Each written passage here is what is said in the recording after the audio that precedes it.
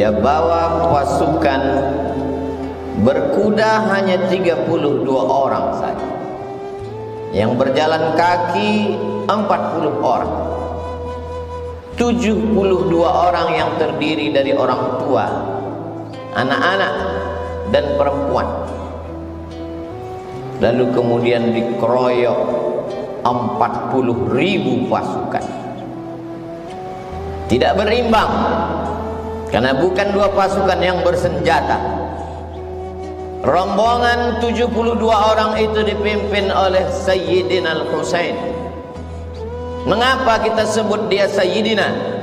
Karena Nabi yang mengatakan Innal Hasan wal Husain Sayyida Syababi Ahlil Jannah. Sesungguhnya Hasan dan Husain Sayyid, pemimpin anak-anak muda penghuni surga. Anak-anak muda yang gugur mati sebagai syahid nanti masuk ke dalam surga. Pemimpinnya adalah Sayyidina Al-Hasan, Sayyidina Al-Husain. Sayyidina Al-Hasan meninggal sebagai syahid karena dia mati diracun. Sekarang tiba giliran adik kandungnya bernama Sayyidina Al-Husain, membawa 72 orang. 32 orang yang naik kuda, yang lain berjalan kaki dengan tenang. 40.000 pasukan sudah disiapkan oleh Ubaidillah bin Ziyad. Sebenarnya Yazid tidak terlalu takut kekuasaannya hilang, tapi Ubaidillah yang saat itu menjabat sebagai gubernur Kufah khawatir kalau sampai Yazid tumbang, Husain naik, maka hilanglah jabatanku. Maka dia kirimlah panglima-panglima perangnya, Syamar ibn al-Jawshan, Umar bin Sa'ad, Zur'ah bin Sinan. Lalu kemudian Syamar berteriak, bunuh Husain. Maka mereka memenggal kepala Sayyidina Al-Husain, lepas kepala itu dari badan. Lalu kepala Husain mereka giring ke keliling negeri. Mereka ingin menunjukkan kepada rakyat bahwa kami kuat, kami berkuasa. 40.000 pasukan tentara kami meluluh lantakkan pasukan cucu Nabi Muhammad sallallahu alaihi wasallam. Untuk membahagiakan hati Yazid, maka Ubaidillah mempersembahkan kepala Husain. Lalu kemudian di depan Yazid, tongkat pendek mereka tusuk-tusukkan ke celah bibir kepala Husain. Sahabat Nabi yang hadir melihat peristiwa itu meneteskan air mata. Itulah bibir mulut yang pernah dicium oleh Rasulullah sallallahu alaihi wasallam. Hari ini begitu sampai hati kalian, memenggal kepalanya, menusukkan tombak tongkat pendek ke celah-celah bibir, mulut dan giginya. Tapi mereka memang sudah dirasuki syahwat dunia. Tak ada sedikit pun takut mereka kepada Allah Subhanahu wa ta'ala. Keliling negeri mereka bawa kepala itu untuk menakut-nakuti. Memang nampak dunia seperti tak adil. Sayyidina Al-Husain punya seorang anak laki-laki. Karena cinta dan sayangnya dia kepada ayahnya, maka dia beri nama anak itu Ali. Husain punya ayah bernama Sayyidina Ali, dan dia punya anak juga bernama Sayyidina Ali. Tapi Ali tidak seperti Husain. Dia tidak membawa pasukan untuk membalas kematian ayahnya, karena dia tahu memang ini tidak berimbang.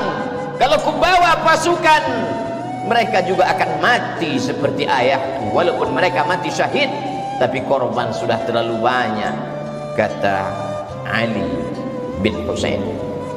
Dia merubah strategi lain. Apa yang dia lakukan? Imam Az-Zahabi dalam kitab Syiar A'lam An-Nubala bercerita bahwa Ali bin Husain malam-malam berkeliling, tidak dengan pedang, tidak dengan tombak, tidak memakai baju besi, karena dia tidak membawa slogan perang. Apa yang dilakukan Ali anak Husain? Dia membawa gandum ke rumah-rumah fakir miskin. Di tengah malam dia berkeliling negeri. Dia lihat mana rumah anak yatim, dia letakkan gandum di depan pintu mereka. Orang tahu bahwa ini adalah gandum titipan Ali anak Husain. lembut hati mereka. Gandum yang mereka makan berubah menjadi darah daging. Hati mereka sudah direbut oleh Ali anak Husain. Dia merasa tidak lagi ada manusia yang layak untuk mendengarkan rintihan sedihnya atas kematian ayahnya. Betapa tidak, pasukan yang tidak berimbang itu dibantai habis, dibunuh, karena memang mereka tidak punya senjata dan kekuatan. Kekuasaan tidak lagi ada di tangan mereka. Maka dia hanya mengadu kepada Allah. Imam Az-Zahabi dalam Syiar A'lam An-Nubala mengatakan, Kanal Ali ibn al-Husain yasjudu lillah fil yawmi wal laylah alfa sajadah. Sehari semalam Ali anak Husain bersujud kepada Allah 1000 kali sujud. Solat sunat dia perbanyak, tahajud dan witir bermunajat kepada Allah. Dihitung semua solat sunatnya, 1000 kali sujud dia bersimpuh di hadapan Allah. Maka dia dikenal dengan nama Ali As-Sajjad. Sajjad diambil dari kata sujud. Orang yang paling banyak sujud bergelar As-Sajjad, maka dia bergelar Ali As-Sajjad. Saking banyak zikir dan tasbihnya, dia bergelar Zainal Abidin. Zainal perhiasan, Abidin orang yang banyak ibadah. Zainal Abidin perhiasan orang yang paling banyak beribadah. Dia robah strategi, dia robah cara. Tidak hanya satu cara mendekatkan diri kepada Allah. Kalau dulu ayahku dengan pedang sehingga gugur sebagai syahid, maka aku, kata Ali Zainal Abidin, dengan strategi yang lain, berbagi makanan sesuai dengan sunnah Nabi Muhammad SAW. At'imut ta'am, absyus salam, tebarkan salam. At'imut ta'am, bagi makanan. Wasallu bil laili wan nasu niyam, ketika orang sedang tidur, disitulah engkau bermunajat, mengadu kepada Allah Subhanahu wa ta'ala. Maka dia bergelar Ali Zainal Abidin, Ali As-Sajjad, untuk membedakan dengan Ali bin Abi Thalib. Ali bin Abi Thalib kakeknya, Husain ayahnya. Ali As-Sajjad adalah dia, Ali Zainal Abidin adalah dia. Ali As-Sajjad, Ali Zainal Abidin, anak Husain, anak Fatimah, anak Sayyidina wa Maulana Muhammad sallallahu alaihi wasallam. Sampai suatu ketika seorang sultan raja bernama Hisham bin Abdul Malik. Kisah ini diriwayatkan oleh Al-Farazdaq. Pada saat musim haji, sultan raja di raja sedang melaksanakan haji. Saat dia umrah, ingin mencium Hajar Aswad, penuh Hajar Aswad, tak dapat dia cium. Pada putaran kedua, dia ingin mencium Hajar Aswad, melimpah manusia, tak dapat dia mencium. Pada putaran ketiga, keempat, kelima, keenam, sampai 7 putaran, sekalipun tak dapat dia mencium Hajar Aswad. Hisham bin Abdul Malik, raja dari Yaman sampai ke Mesir, sampai ke Andalusia. Tapi kemudian di celah-celah jamaah yang ramai itu, dia heran. Ada sesosok manusia yang biasa, pada putaran pertama dia mencium Hajar Aswad, semua orang memberikan jalan. Pada putaran kedua, orang pergi menyamping memberikan jalan kepadanya, mencium Hajar Aswad. Berbisik kata di hati Hisham bin Abdul Malik, aku yang raja, aku yang sultan, aku punya tentara, aku punya kekuasaan, mengapa aku tidak bisa mencium Hajar Aswad? Mengapa orang selalu menghalangiku? Siapa laki-laki itu yang setiap putaran dia mencium Hajar Aswad? Al-Farazdaq menjawab dengan syairnya, itulah dia Ali anak Husain yang ayahnya dulu kalian hantam, kalian bantai. Sekarang dia menang tidak dengan pedang, sekarang dia menang tidak dengan tombak. Hatinya menjadi raja di hati umat. Di hati umat dialah raja. Di mata kalian Hisham bin Abdul Malik lah raja, tapi di hati orang beriman, raja mereka adalah Ali Zainal Abidin. Hari ini begitu banyak orang bernama Ali Zainal Abidin.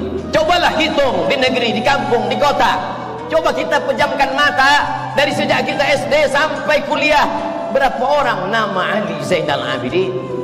Ada seorang ulama besar, sekarang berada di Mesir, kadang-kadang dia berada di Uni Emirat Arab, dia belajar di Yaman. Namanya Al-Habib Ali Zainal Abidin. Di Kuala Lumpur, Malaysia, ada ulama besar namanya Ali Zainal Abidin. Orang begitu bangga memberikan nama anak Ali Zainal Abidin. Adakah nama anak orang bernama Ubaidillah bin Ziyad hari ini? Adakah anak orang bernama Syamr ibnul Jausan hari ini? Adakah anak orang bernama Zur'ah bin Sinan hari ini? Jangankan kuburnya, jangankan makamnya, memakai namanya pun orang benci. Tapi Ali Zainal Abidin tak pernah mati, harum semerbak. Ali Zainal Abidin punya anak dimuliakan bernama Muhammad Al-Baqir. Muhammad Al-Baqir punya anak dimuliakan bernama Ja'far Shadiq. Ja'far Shadiq punya anak dimuliakan bernama Ali Al-Uraidi. Ali Al-Uraidi punya anak dimuliakan juga bernama Muhammad. Punya anak dimuliakan juga. Muhammad Naqib punya anak bernama Isa, dimuliakan juga. Punya anak laki-laki bernama Ahmad Al-Muhajir. Ahmad Al-Muhajir, muhajir artinya pindah. Pindah dia dari Baghdad ke Yaman. Di Yaman dia beranak pinak. Anak pinaknya itu datang ke Nusantara membawa Islam dari keturunan Ali Zainal Abidin. Maka itulah marga-marga para habaib zuriat keturunan Rasulullah SAW. As-Saqaf, As-Segaf kata orang Nusantara. Al-Haddad, Al-Jibri bin Syihab bin Abi Bakar, melimpah ruah mereka. Lalu kemudian salah satu dari keturunan Ali Zainal Abidin itu menjadi mufti di kerajaan Mempawah di Kalimantan, bernama Husain Al-Gadri. Husain Al-Gadri punya anak laki-laki bernama Abdurrahman bin Husain Al-Gadri. Orang pertama yang mendirikan kerajaan Islam Melayu di Kalimantan Barat bernama Kerajaan Islam Melayu Al-Gadriyah. Istananya masih tegak berdiri hari ini di tepi sungai yang indah. Masjidnya masih besar hari ini, Masjid Al-Habib Abdurrahman bin Husain Al-Gadri. Begitu ternyata doa kakek mereka dulu yang teraniaya. Anak cucunya tetap dapat berkuasa, tidak di Jazirah Arab, tidak di Yaman, tidak di Mesir. Kalau mereka berkuasa di Jazirah Arab itu biasa, tapi sampai di negeri Melayu mereka berkuasa di hati orang-orang Melayu yang bersyahadat asyhadu an la ilaha illallah wa asyhadu anna Muhammadan Rasulullah. Salah satu dari keturunan Ali Zainal Abidin bernama Utsman Syihabuddin. Orang Melayu memanggilnya Syarif. Syarif artinya mulia, karena memang yang mengalir dalam badannya darah mulia. Datanglah Syarif Utsman Syihabuddin ke negeri bumi lancang kuning. Ketika itu Siak Sri Indrapura dipimpin oleh Sultan Abdul Jalil. Sultan Abdul Jalil punya anak seorang perempuan yang cantik jelita bernama Tengku Umbung. Begitu orang Melayu memuliakan zuriat keturunan Nabi, dinikahkanlah Tengku Embung dengan Syarif Utsman Syihabuddin. Lahirlah sultan-sultan. Sejak itulah maka di awal nama Sultan Melayu, Sultan Syarif Hashim, Sultan Syarif Qasim. 3 tempat mulia terhormat dijadikan sebagai namanya. Jalan Sultan Syarif Qasim, Airport Sultan Syarif Qasim, Universitas Islam Negeri Sultan Syarif Qasim. Doa dari kakek datuk buyutnya yang lama, Ali Zainal Abidin. Berkat sedekahnya, berkat ilmunya, berkat sujudnya, anak cucunya menjadi raja, menjadi sultan di negeri Melayu. Sampai hari ini mengalir pahalanya. Tengku Umbung, Habib Syarif Utsman Syihabuddin dimakamkan berdampingan di tepi masjid pertama yang didirikan di kota Pekanbaru pada tahun 1762.